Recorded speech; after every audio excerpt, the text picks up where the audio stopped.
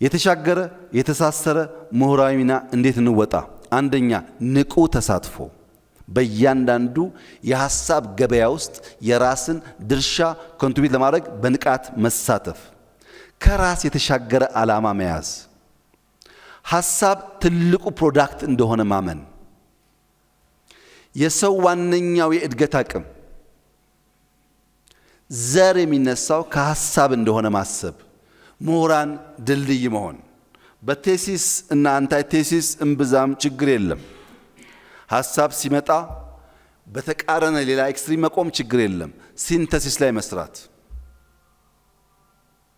ከሁለቱም ወገኖች ጠቃሚ ነገር ካለ ወስዶ መካከለኛ የሆነ አሻጋሪ ሐሳብን መንደፍ የምሁራን ሚና ይሆናል።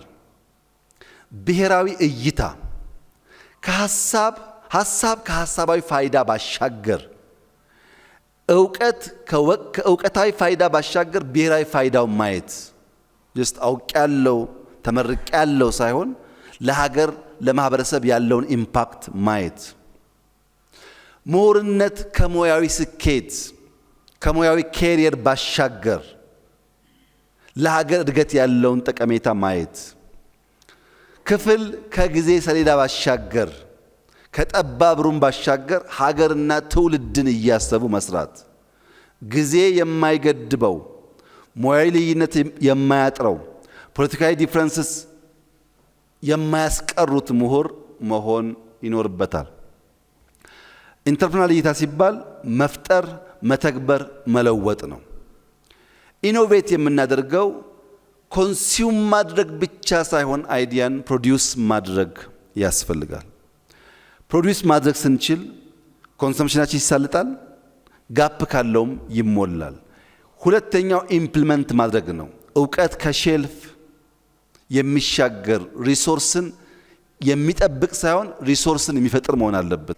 የጅማ ዩኒቨርሲቲ ከዩኒቨርሲቲ ወጥቶ የአርሶ አደር ማሳ ውስጥ ቡና ላይ ካልሰራ፣ የአዳማ ዩኒቨርሲቲ ከማሳ ወጥቶ ስንዴ ላይ ካልሰራ፣ ቁጭ ሪሶርስ ከጠበቀ የምናስበውን ነገር ኢምፕሊመንት ማድረግ አንችልም። ሶስተኛው ኢምፓክት ነው። ውጤትና መፍትሄ ተኮር መሆን፣ ችግር መተንተን፣ ጉድለት ለማሳየት መሞከር እሱ ችግር የለውም፣ ሁሉም ሰው ይችለዋል። ያን ችግር ተሻግሮ መፍትሄ ማምጣት ላይ ግን ቀዳሚ ሚና መጫወት ይኖርበታል። ቀዳሚና ማዕከላዊ እይታ፣ ቀዳሚና እውነት ገላጭ፣ በዚህ ድህረ እውነት ዘመን እውነት የሚገልጥ አራቂና እሴት ገንቢ፣ እውቀት መር ውይይቶችን የሚመርጥ የሚወድ የሚያደርግ ምሁራዊ ምክረ ሐሳቦች የሚሰጥ።